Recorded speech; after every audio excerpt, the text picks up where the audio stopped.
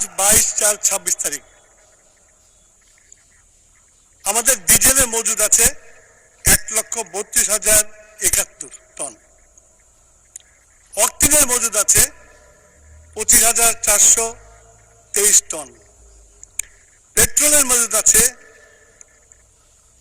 18,440 ton, jet ফুয়েলের মজুদ আছে 19,439 ton, marine ফুয়েলের মজুদ আছে 1,026 টন, ফানেস অয়েলের মজুদ আছে 62,533 টন।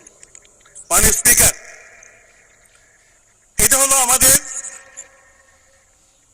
আজকের মজুদ।